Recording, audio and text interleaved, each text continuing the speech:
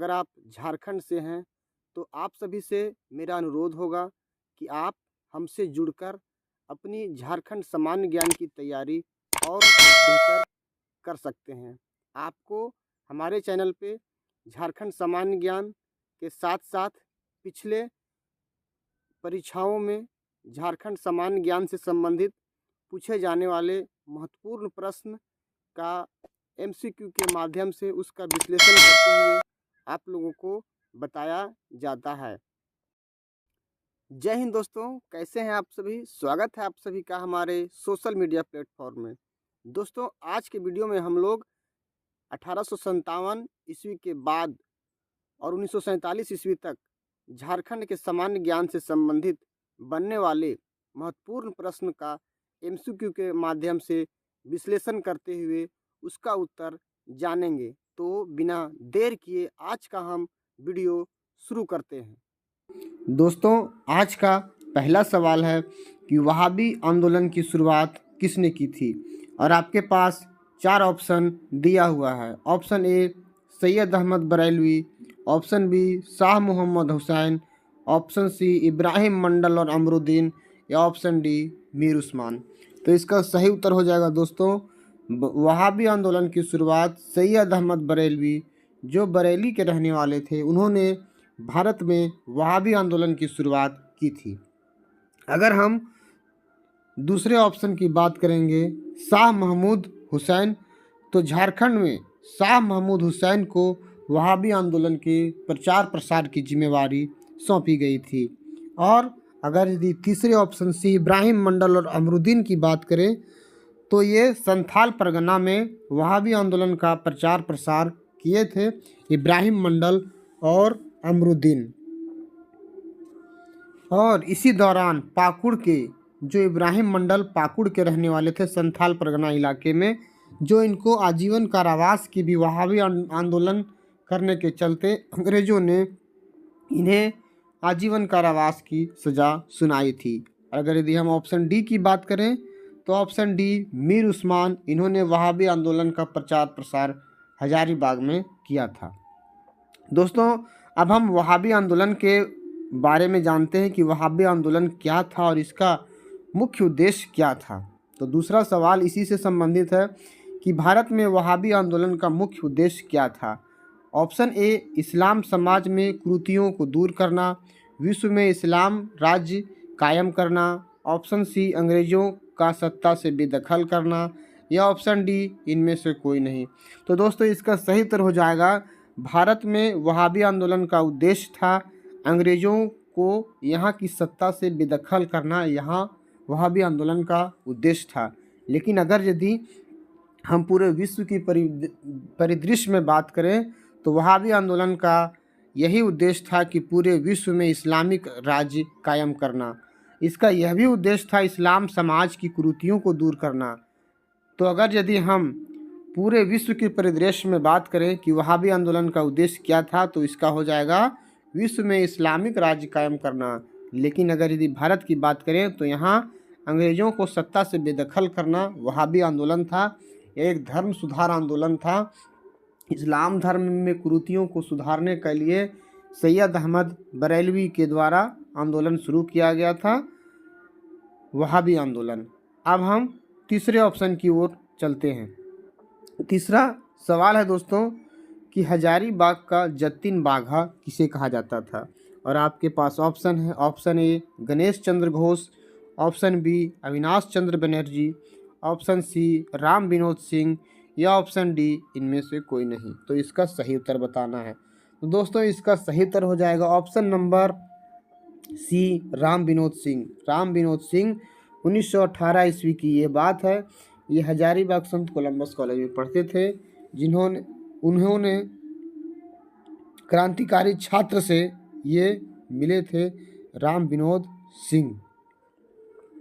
और अगर यदि हम ऑप्शन बी की बात करें अविनाश चंद्र बनर्जी, तो ये 1913 में गिरिडीह के ये रहने वाले थे। इन्होंने 1913 में गिरिडीह में आंदोलन किए थे।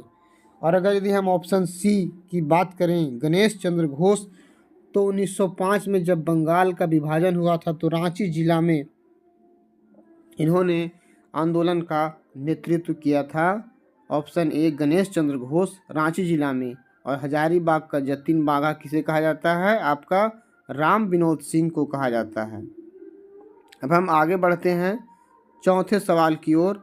तरुण शक्ति पत्रिका का संचालन कहाँ से होता था? और आपके पास ऑप्शन है, option A Hazaribagh, option B Deoghar, option C Ranchi या ऑप्शन डी चाईबासा। इसका सही उत्तर आपको बताना है दोस्तों। तो इसका सही उत्तर हो जाएगा दोस्तों ऑप्शन नंबर डी, तरुण शक्ति पत्रिका का संचालन कमल चक्रवर्ती के द्वारा चाईबासा से किया जाता था।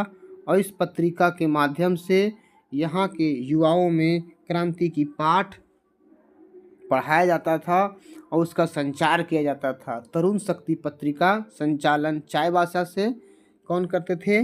कमल चक्रवर्ती नाम के व्यक्ति करते थे।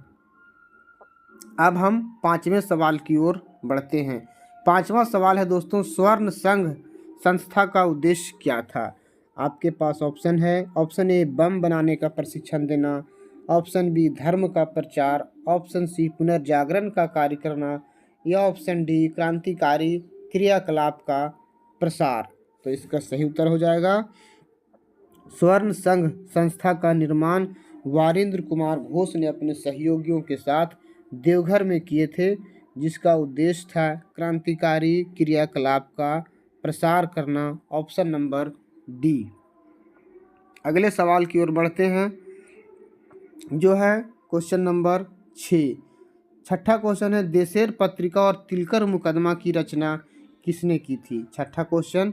और आपके पास ऑप्शन है, ऑप्शन ए सखाराम देउस्कर, वीरेंद्रनाथ भट्टाचार्य, प्रभुदयाल हिम्मत सिंह या बैजनाथ विश्वास। तो इसका सही उत्तर हो जाएगा दोस्तों सखाराम देउस्कर नाम के एक क्रांतिकारी थे जिन्होंने देशेर पत्रिका और तिलकर मुकदमा नाम की रचना किए थे। अब हम आगे बढ़ते हैं और सातवें सवाल की ओर। सातवां सवाल बहुत ही इम्पोर्टेंट सवाल है दोस्तों। सातवां सवाल आपके पास है कि मौलाना अबुल कलाम आज़ाद को नज़रबंद कब किया गया था? और आपके पास ऑप्शन है 31 मई 1916,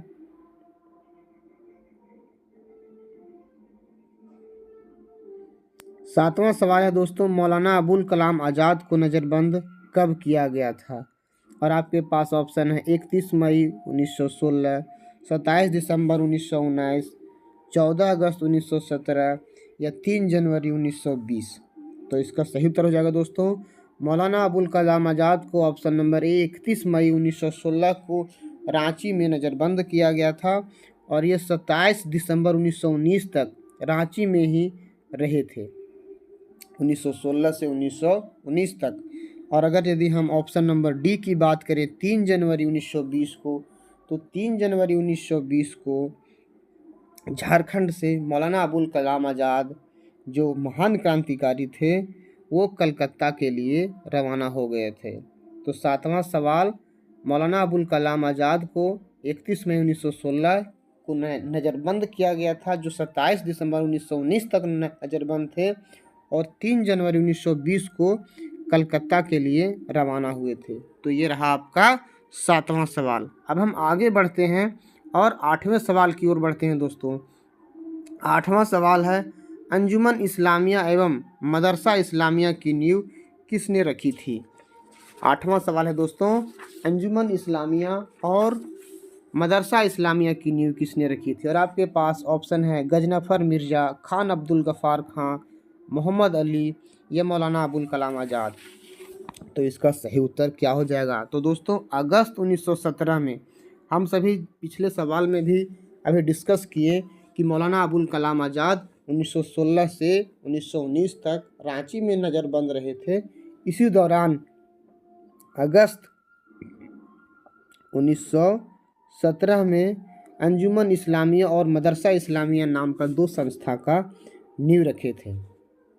तो option number D Maulana Abul Kalam Azad अंजुमन इस्लामिया और मदरसा इस्लामिया की नींव झारखंड के रांची में रखे थे। और अगर यदि ऑप्शन ए गजनफर मिर्ज़ा और मोहम्मद अली के बारे में बात करें तो ये रांची से ही संबंधित थे। ये क्रांतिकारी थे जो मौलाना अबुल कलाम आज़ाद से मिलते जुलते रहते थे।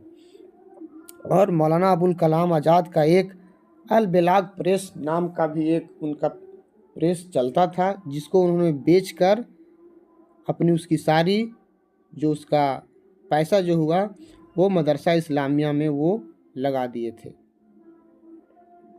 अब हम 9वें सवाल की ओर बढ़ते हैं। 9वां सवाल है दोस्तों, बहुत ही इम्पोर्टेंट सवाल है 9वां।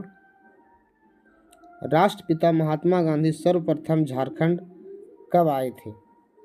और आपके पास ऑप्शन है 3 जून 1917, 4 अक्टूबर 1920, 14 मार्च 1940 या 5 फरवरी 1921।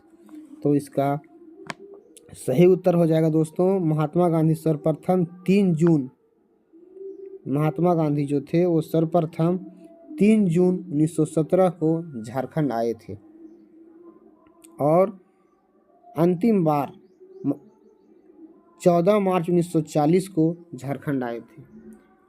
राष्ट्रपिता महात्मा गांधी झारखंड में कुल 11 बार आए थे। प्रथम बार 3 जून 1917 को आए थे और अंतिम बार 14 मार्च 1940 को। और महात्मा गांधी का चंपारण सत्याग्रह भी, जिसका रूपरेखा महात्मा गांधी रांची में ही बनाए थे। और चौथी बार महात्मा गांधी 4 अक्टूबर 1920 को आए थे। तो पहली बार 3 जून 1917 और अंतिम बार 14 मार्च 1940। अब हम 11वें सवाल की ओर बढ़ते हैं। 11वां सवाल है दोस्तों, मधुपुर टाउन हॉल का उद्घाटन किसने किया था? और आपके पास ऑप्शन है। ऑप्शन ए मौलाना अबुल कलाम आज़ाद, महात्मा गांधी, भागीरथ मांझी या बिरसा मुंडा। तो इसका सही उत्तर आपको बताना है। इसका सही उत्तर हो जाएगा दोस्तों option number B, Mahatma Gandhi जब 8वीं बार 3 अक्टूबर 1925 को झारखंड आए थे, तो उसी दौरान 7 अक्टूबर 1925 को मधुपुर टाउन हॉल का उद्घाटन महात्मा गांधी ने किया था। तो 10वें सवाल का ऑप्शन नंबर बी सही हो जाएगा। अब हम 11वें सवाल की ओर बढ़ते हैं। 11वां सवाल है, झारखंड ब्रैकेट में रांची में रॉलेट एक्ट का विद्रोह सत्याग्रह का नेतृत्व किसने किया था? और आपके पास ऑप्शन है ए गुलाब तिवारी, बी बारेश्वर सहाय, सी रामदीन पांडे या डी ए और बी दोनों। तो इसका सही उत्तर क्या हो जाएगा? तो दोस्तों रांची में रॉलेट एक्ट विरोधी सत्याग्रह का नेतृत्व गुलाब तिवारी और बारेश्वर सहाय नाम के 2 महान क्रांतिकारी सेनानी थे जिन्होंने किया था। तो इसका ऑप्शन नंबर डी ए और बी सही हो जाएगा। अगर यदि हम ऑप्शन सी की बात करें रामदीन पांडे, तो रामदीन पांडे पलामू के एक शिक्षक थे जिन्होंने पलामू में भी अपने 6 विद्यार्थियों के साथ उपवास रखकर रॉलेट एक्ट विरोधी सत्याग्रह का इन्होंने समर्थन किया था, यानी नेतृत्व किया था। तो 11वां सवाल का ऑप्शन नंबर डी सही हो जाएगा। अब हम 12वें सवाल की ओर बढ़ते हैं। 12वां सवाल है दोस्तों, पलामू जिला कांग्रेस कमेटी की स्थापना कब हुई थी? 12वां सवाल। और आपके पास ऑप्शन है ए 1885, ऑप्शन बी 1920, ऑप्शन सी 1919 या ऑप्शन डी 1921। तो इसका सही उत्तर बताना है। तो दोस्तों ऑप्शन नंबर सी 1919 में पलामू जिला कांग्रेस कमेटी की स्थापना बिंदेश्वरी पाठक और भागवत पांडे के द्वारा किया गया था। और अगर यदि हम ऑप्शन ए की बात करें तो कांग्रेस की स्थापना पूरे भारत स्तर पर कांग्रेस की सबसे पहला स्थापना 1885 में डॉक्टर ए ओ ह्यूम की अध्यक्षता में कांग्रेस का नींव 1885 में रखा गया था। लेकिन पलामू में 1920 में कांग्रेस का स्थापना हुआ था, 1919 में, और 1920 में हजारीबाग में कांग्रेस का स्थापना हुआ था। अब हम आगे बढ़ते हैं 13वें सवाल की ओर। 13वां सवाल है दोस्तों, महान क्रांतिकारी विनोदानंद झा एवं प्रफुल्ल चंद्र सेन का संबंध किस जिले से है? और इसके बाद आपका ऑप्शन है दुमका, गोड्डा, देवघर या पलामू। इसका सही उत्तर आपको बताना है। तो दोस्तों 1921 में जब असहयोग आंदोलन चल रहा था, तो उसी समय देवघर में असहयोग आंदोलन के दौरान एक राष्ट्रीय स्कूल की मांग की गई थी कि यहाँ एक राष्ट्रीय स्कूल की स्थापना होना चाहिए। तो उसी स्कूल के विद्यार्थी थे विनोदानंद झा और प्रफुल्ल चंद्र सेन, जो आगे चलकर बाद में विनोदानंद झा बिहार के मुख्यमंत्री बने तथा प्रफुल्ल चंद्र सेन पश्चिम बंगाल राज्य के मुख्यमंत्री बने। इन दोनों का संबंध देवघर जिला से है। तो 13वां सवाल, प्रफुल्ल चंद्र सेन और विनोदानंद झा का संबंध देवघर जिला से है। अब हम 14वें सवाल की ओर बढ़ते हैं। 14वां सवाल है दोस्तों धनी सिंह खरवार। 14वां सवाल क्या है दोस्तों? धनी सिंह खरवार का संबंध किस जिले से है? और आपके पास ऑप्शन है ए गुमला, बी खूंटी, सी पलामू या डी चतरा। तो इसका सही उत्तर आपको बताना है। तो दोस्तों इसका सही उत्तर हो जाएगा ऑप्शन नंबर सी, धनी सिंह खरवार का जन्म पलामू जिला से है। जब असहयोग आंदोलन चल रहा था और महात्मा गांधी का भारत के राष्ट्रीय स्वाधीनता संग्राम में महात्मा गांधी जब भाग ले रहे थे राष्ट्रीय स्वाधीनता संग्राम में, तो कांग्रेस का 1920 ईस्वी में अधिवेशन हुआ था, जिसमें धनी सिंह खरवार भाग लिए थे और वहाँ पे महात्मा गांधी के द्वारा बताया गया था स्वदेशी आंदोलन के बारे में कि हमें अपने देश के बने चीज़ों का उपयोग करना चाहिए। तो पलामू जिला के धनी सिंह खरवार जो पलामू के जंगलों को काट कर उसको कपास की खेती के लिए उपयुक्त बनाए थे, और इसी में पलामू का राजा भी धनी सिंह खरवार को कहा जाता है।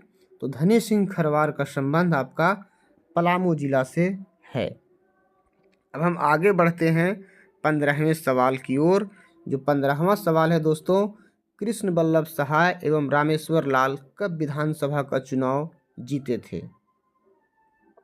और आपके पास ऑप्शन है, option A 1923, option B 1922, option C 1924 या ऑप्शन डी 1928।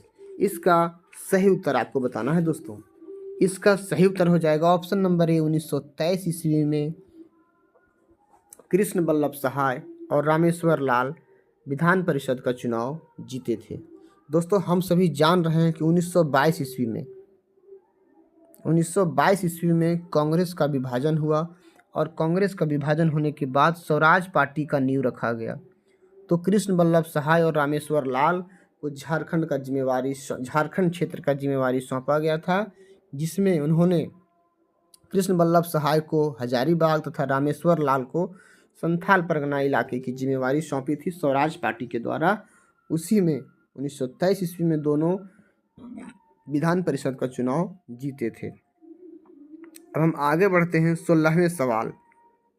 16वां सवाल है दोस्तों, रांची में साइमन कमीशन का विरोध किसके नेतृत्व में किया गया था? और आपके पास ऑप्शन है श्याम कृष्ण सहाय, ऑप्शन बी कोहड़ा पांडे, ऑप्शन सी देवकीनंदन लाल या ऑप्शन डी पूर्णचंद मित्रा।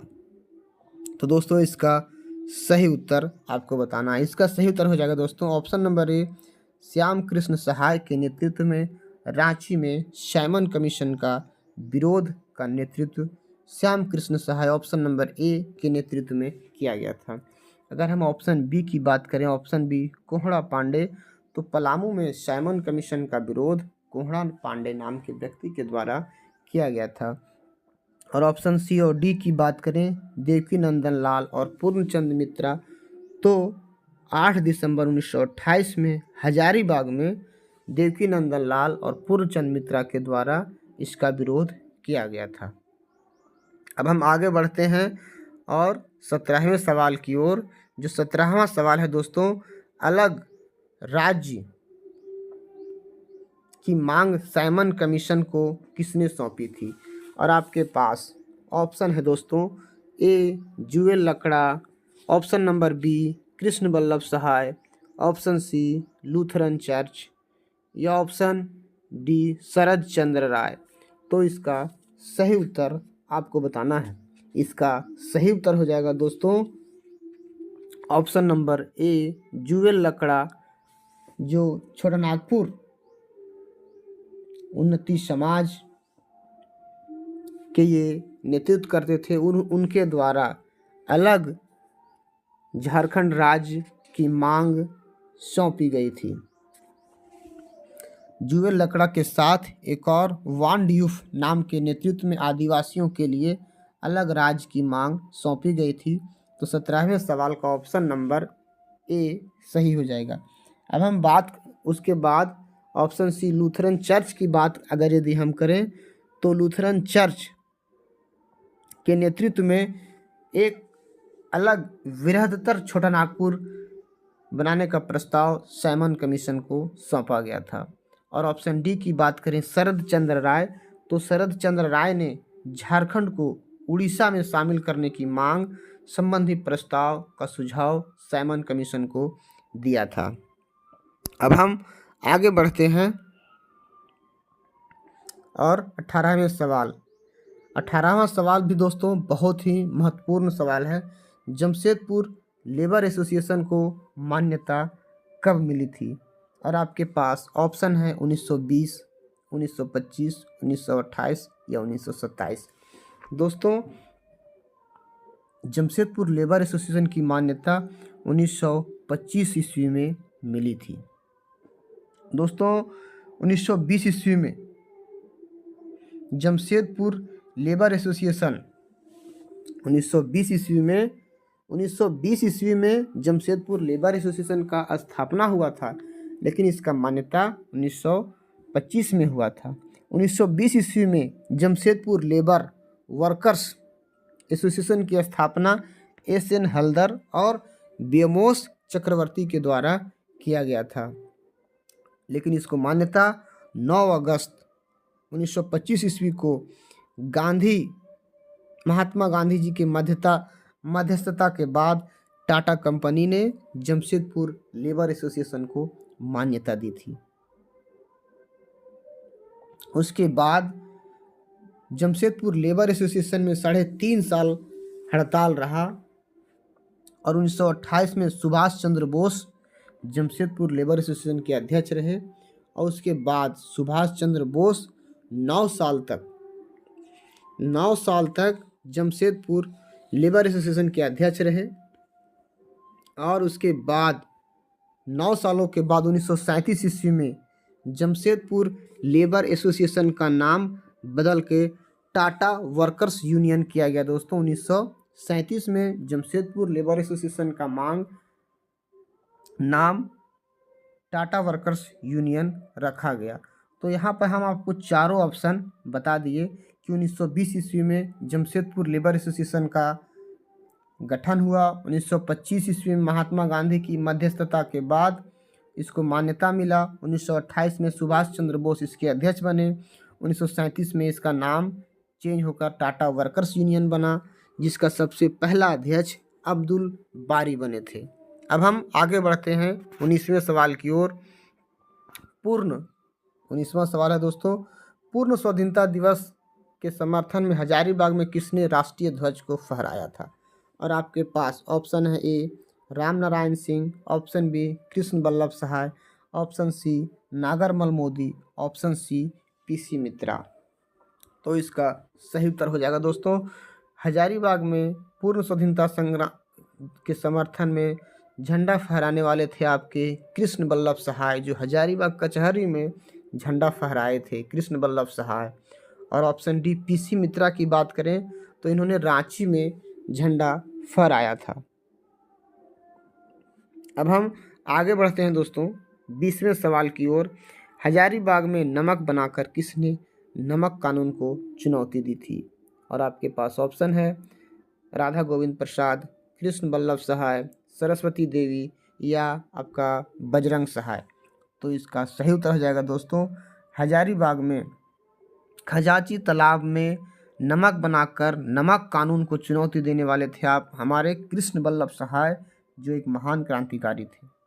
तो ऑप्शन नंबर बी सही हो जाएगा।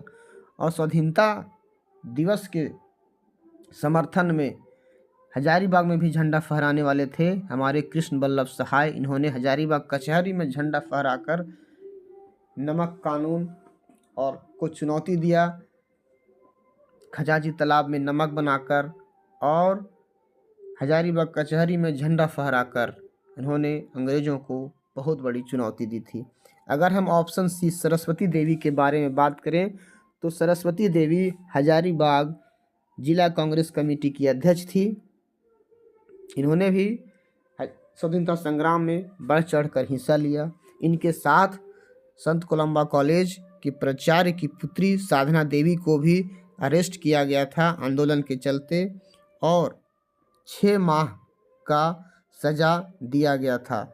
और दोस्तों झारखंड की ये पहली महिलाएं थी जिन्होंने, सरस्वती देवी झारखंड की पहली महिला थी जिन्हें स्वाधीनता आंदोलन में 6 माह की सजा सुनाई गई थी। तो ये भी आपका सरस्वती देवी बहुत ही इम्पोर्टेंट रोल अदा की थी। अब हम आगे बढ़ते हैं 21वें सवाल के बारे में। 21वां सवाल है दोस्तों, बंदी कैदी नाम के हस्तलिखित पत्रिका का संचालन किसने शुरू की थी? और आपके पास दोस्तों ऑप्शन है रामबृक्ष बेनीपुरी, डॉक्टर राजेंद्र प्रसाद, नागरमल मोदी या महामाया प्रसाद सिन्हा। दोस्तों इसका सही उत्तर हो जाएगा रामबृक्ष बेनीपुरी। सविनय अवज्ञा आंदोलन के दौरान हजारीबाग जेल में बंद थे और यहीं से उन्होंने बंदी कैदी नाम की हस्तलिखित पत्रिका का संचालन शुरू किया था। और अगर हम option B doctor Rajendra Prasad के बारे में बात करें तो सविनय अवज्ञा आंदोलन के दौरान भी डॉक्टर राजेंद्र प्रसाद को भी हजारीबाग जेल में बंद रखा गया था, जहां से उन्होंने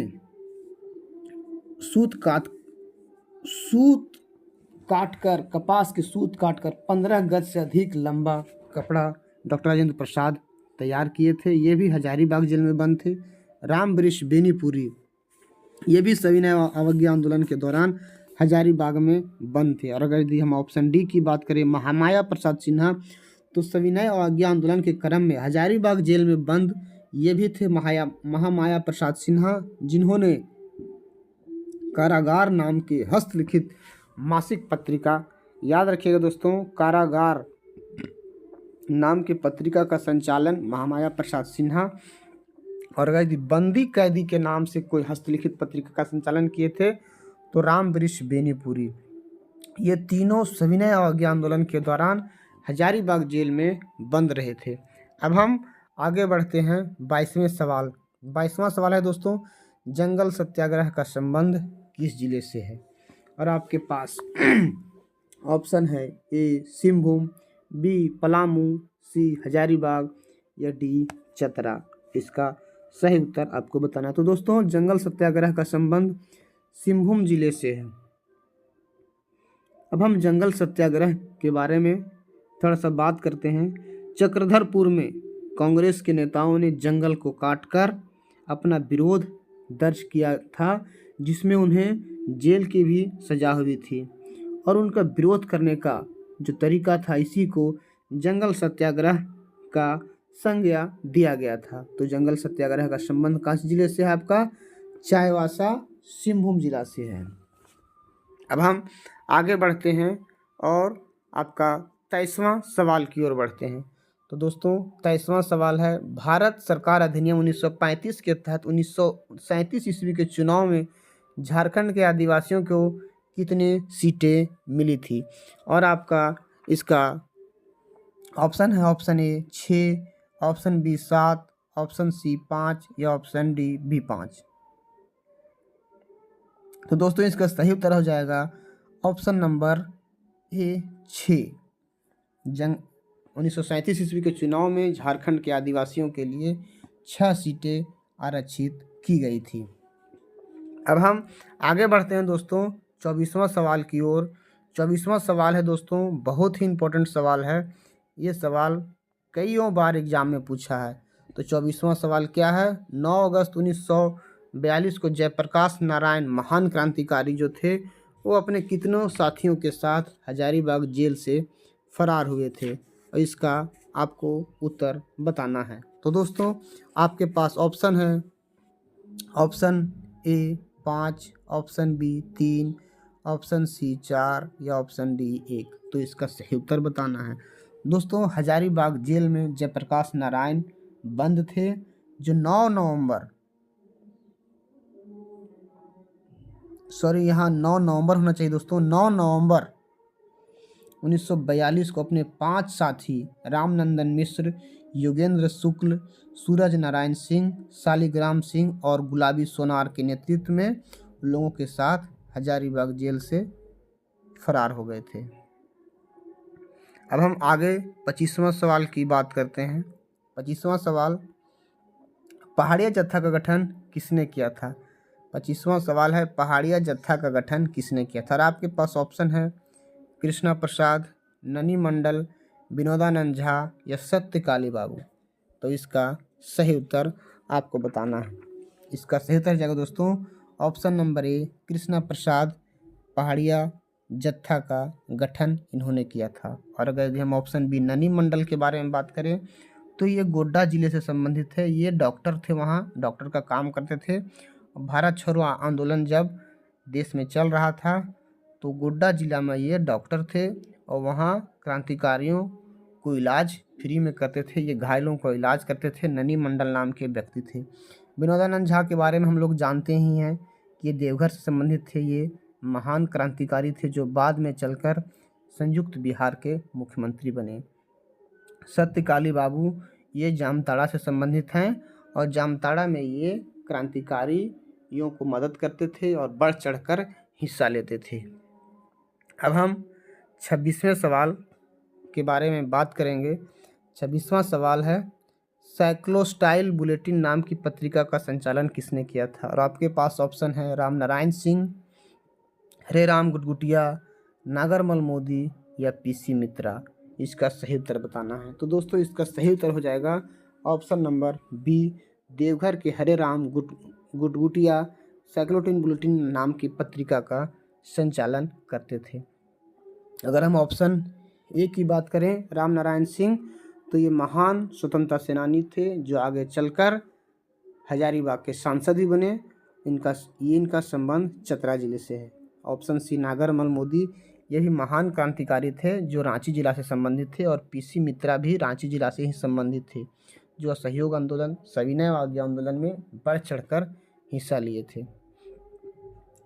तो दोस्तों ये रहा 1857 से आगे और 1947 के बीच झारखंड के इतिहास से बनने वाले महत्वपूर्ण प्रश्न जो भारत के स्वतंत्रता आंदोलन में झारखंड से जुड़ा हुआ था। दोस्तों अगले वीडियो में हम लोग इसके आगे के टॉपिक से बनने वाले महत्वपूर्ण ऑब्जेक्टिव प्रश्न की चर्चा करेंगे। वीडियो को लेकर आपका क्या राय है? आप अपनी राय कमेंट बॉक्स में ज़रूर दें दोस्तों। और हाँ, अगर आपको हमारा ये वीडियो अच्छा लग रहा है और आप चाहते हैं कि और अच्छी से सामान्य ज्ञान की तैयारी करें तो आप हमारे YouTube चैनल को सब्सक्राइब ज़रूर करें। धन्यवाद।